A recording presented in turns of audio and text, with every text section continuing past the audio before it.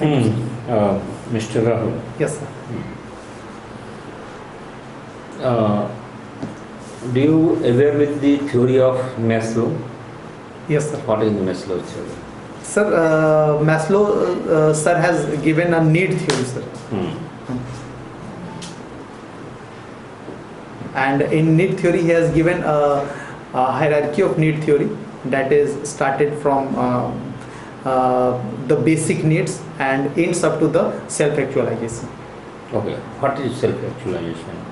When you achieved everything and everything that is your desire, when you achieved your desired things and you have no more what types of desire? Basic desires or social or mental desires? Sir, basic desire. How you will get actualizations? How you will find yourself that you have achieved that actualizations according to Maslow? Sir, according to Maslow, sir, self-actualization means now you have no more desire to left. Now you have nothing more to achieve. You have achieved a certain milestone and you are happy with it. That is self-actualization. Okay. We want to speak with you in Hindi. Yes. So you have to answer in Hindi, okay. right? Yes. We have already tested your English. English is fine, but you have to work with people in Hindi. Yes, sir. Throughout. अपने आप को कहाँ पा रहे हैं इस Maslow's theory में, जो सेल्फ एक्चुअलाइजेशन की जो हायरार्की थ्योरी है, अभी आप अपने आप को कहाँ पा रहे हैं कि किस स्टेज पर आप हैं?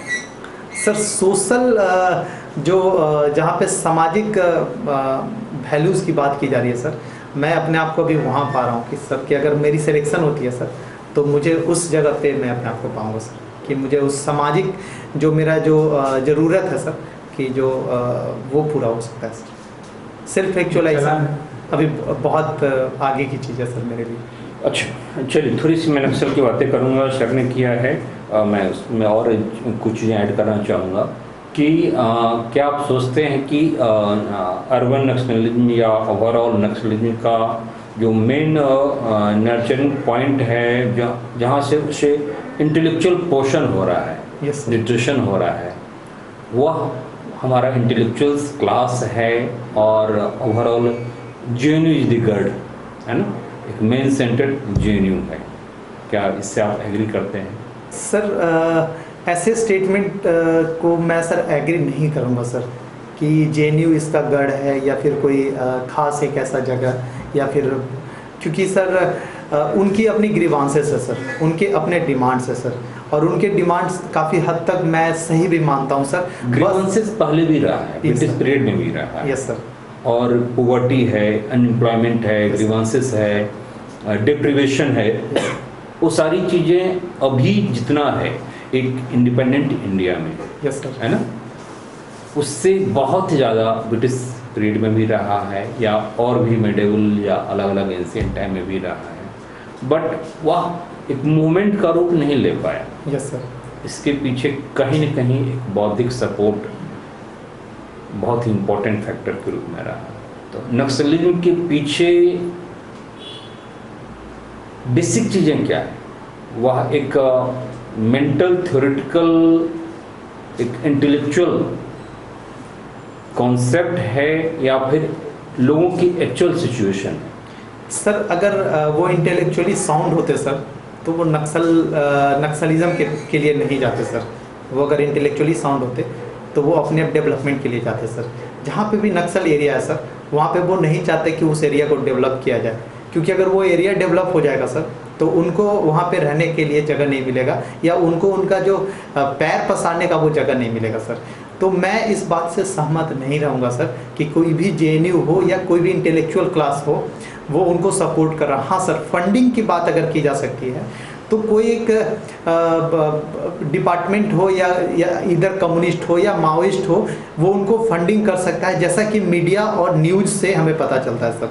मैं इसकी पुख्ता जानकारी मैं खुद अपने स्तर से नहीं बता रहा हूँ सर, मैंने मीडिया और न्यूज़ से जहाँ तक मैंने पढ़ा है सर उसके अकॉर्डिंग कि उनको माओ या फिर जो कम्युनिस्ट है उनको फंड करते सर। बट सर उनकी जो डिमांड है सर वो जायज़ है सर, उनकी डिमांड को पूरी किया जानी चाहिए सर। हमारे यहाँ बिहार में अगर देखा जाए सर तो बिहार में 30% ऐसे लोग हैं सर जो लैंडलेस हैं सर, जिनके पास लैंड नहीं है सर। क्या उनकी ग्रीवांसेस को एड्रेस करना सरकार की ज़रूरत नहीं है सर? क्या उनको लैंड नहीं प्रोवाइड कराया जाना चाहिए सर? हमारा देश जब आज़ाद हुआ तो लैंड सीलिंग एक्ट आया सर, हमारे यहाँ बहुत सारे एक्ट हैं लैंड को लेकर आया सर। तो क्या उनको भी तो कुछ तो लैंड मिलना चाहिए सर? भूदान मूवमेंट आया सर, ग्रामदान मूवमेंट आया सर, तो क्या उस मूवमेंट में सर उनका अधिकार नहीं है? मैं उस हद तक मैं उनको सपोर्ट करता हूँ सर, लेकिन जब वो वायलेंट रूप ले लेते हैं सर, जब वो किसी को मारते हैं सर, तो किसी की मौत को सर जस्टिफाई नहीं किया जा सकता है सर। अच्छा, बीटेक बैकग्राउंड है आपका राहुल? Yes sir. आपकी बीटेक की नॉलेज जो आपने गेन किया है, जो आपने एसिमुलेट किया है, जो आपके आई होप कि आपके ब्लड में वो चीज़ आ गई होगी, तो how it will be helpful in your service? Especially I want to know with special reference to nationalism, how you will carve out the nationalism with special knowledge of your BTech, how it will be? Okay sir, हमारे यहाँ नक्सलिज्म के लिए हमारे सरकार ने sir एक development programme, development and रिवैम्पमेशन programme चलाया सर। तो सर मैं तो सिविल इंजीनियरिंग बैकग्राउंड से हूँ सर। तो एक तो कि सर मैं सर अगर जहाँ कुछ आर्किटेक्चर की बात होगी, जहाँ कुछ कंस्ट्रक्शन की बात होगी सर, तो मैं वहाँ कंस्ट्रक्शन में भी हेल्प कर सकता हूँ सर, पहला चीज़। दूसरा चीज़ सर, मैं क्वालिटी चेक कर सकता हूँ सर, कि अगर कहीं पे कुछ बन रहा है तो मैं उसका क्वालिटी चेक कर सकता हूँ सर। तीसरी चीज़ ये है सर कि अगर नक्सल पे अगर कोई पैनी नज़र रखना हो सर, तो कोई भी जो टेक्नोलॉजी आजकल हम लोग यूज कर रहे हैं, चाहे वो ड्रोन हो या वो कोई भी CCTV हो, तो सर मैं एक्सपर्टीज़ हूँ, क्योंकि मैंने इंजीनियरिंग करी है, मुझे टेक्निकल नॉलेज है। मैं लेमन जो भी लोग हैं जो नॉर्मल ग्रेजुएशन करके आते हैं सर, उनसे ज़्यादा क्योंकि थोड़ा सा टेक्निकल नॉलेज मेरे पास है, तो मैं सर उसका उपयोग करके सर मैं वो कर सकता हूँ सर। डिटेल में बताइए कैसे उपयोग करेंगे उसका? सर एक एग्जांपल मैं देना चाहूँगा सर। एक हमारे मुंबई पुलिस के बैंगलोर पुलिस के कमिश्नर थे सर। उन्होंने सर ट्रैफिक सिस्टम को सर इस तरह से ही ठीक किया था। वो भी IIT गुवाहाटी से मैकेनिकल इंजीनियरिंग किए थे सर, और उन्होंने भी ट्रैफिक सिस्टम को CCTV के फुटेज से और उसके अकॉर्डिंग से ही उन्होंने ठीक किया था सर, कि जो भी लोग क्रॉस कर रहे हैं उनको वो देखते थे, उनके नंबर को नोट किया जाता था और उनके खिलाफ एक्शन लिया जाता था। सर ये प्रोसेस हम सर नक्सलिज्म पे भी कर सकते हैं सर। सर हमें पता है सर कि अभी जो रेड कॉरिडोर कहाँ कहाँ पे है, अगर गया में कहाँ पे है, अगर सिरघाटी में है, जमुई में अगर है, अगर बिहार में अगर ऐसे ऐसे जगहों पे है सर, तो वहाँ पे सर हमारे फोर्स भी होते हैं सर, और हमारे ड्रोन्स भी होते हैं सर, हमारे टेक्नोलॉजी भी होते हैं सर, हमारे CCTV फुटेज भी होते, कैमरा भी होते हैं सर, और भी हमारे हिडन कैमरा भी होते हैं सर। सर हम उसका इस्तेमाल कर सकते हैं सर। GPS सिस्टम कैसे हेल्पफुल होगा सर? GPS सिस्टम इसलिए हमारा जो Indian regional navigation satellite system yes sir जो आप काम करना स्टार्ट कर दिया है, यस तो वह कैसे हेल्पफुल होगा पूरे नस्ल को करवा कर? सर उनके लोकेशन का हम पता लगा सकते हैं सर, कि वो उनकी मूवमेंट क्या है, वो किधर जा रहे हैं सर। ये हम GPS के फोटोग्राफी से सर हम उनके लोकेशन का पता लगा सकते हैं सर। अच्छा ठीक है, आपने उसकी बातें किया, ट्रैफक कंट्रोल की बातें किया। यस मैं आए दिन आप देख रहे होंगे कि बिहार या ओवरऑल इंडिया में कुछ खास ऐसी जगह है जहाँ पर एक्सीडेंट ज़्यादा होती है। Yes sir. Accident prone area जिसे कहा जाता है, रोड पर, NH पर, स्टेट हाईवे पर। Yes sir. सिविल इंजीनियरिंग के पॉइंट ऑफ व्यू से वहाँ पर क्या प्रॉब्लम होती है कि वहाँ पर एक्सीडेंट की संख्या ज़्यादा रिकॉर्ड होती है?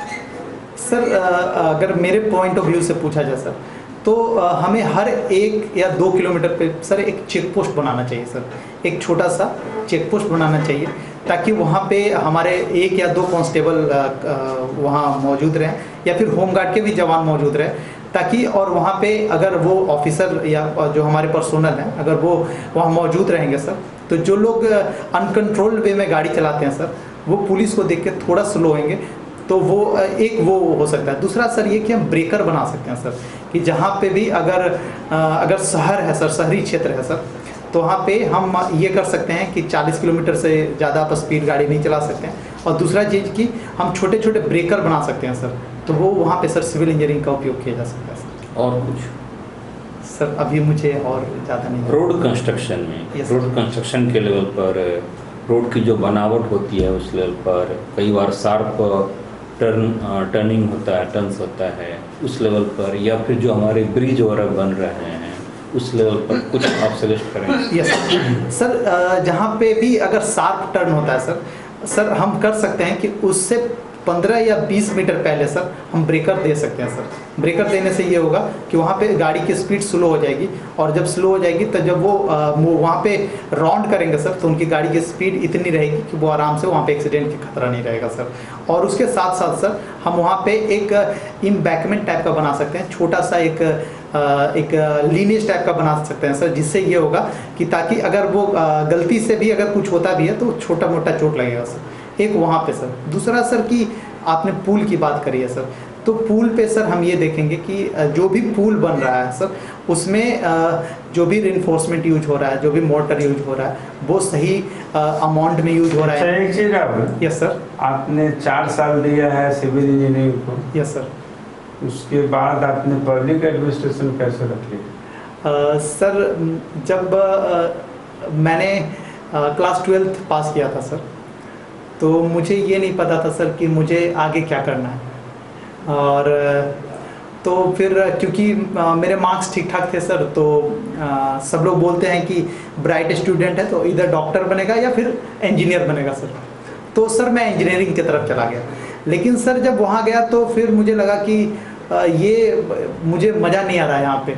ऑल्दो मैंने सर वहाँ पे बहुत अच्छी अच्छी चीज़ें सीखी हैं सर, और उसी का नतीजा है कि आज मैं अगर रिजल्ट हो रहा है सर तो वो सिविल इंजीनियरिंग के ही वजह से, क्योंकि वहाँ पे मैंने साइंटिफिक मैनेजमेंट सीखा है सर। दूसरी चीज़ें ये थी सर कि वहाँ भी मैंने ह्यूमैनिटी पेपर पढ़ना शुरू कर दिया, और पब्लिक एडमिनिस्ट्रेशन से एक अलग लगाव रहा है सर, क्योंकि घर में हमारे पापा भी पुलिस डिपार्टमेंट से रहे हैं, हमारे चाचा जी भी पुलिस डिपार्टमेंट से रहे हैं।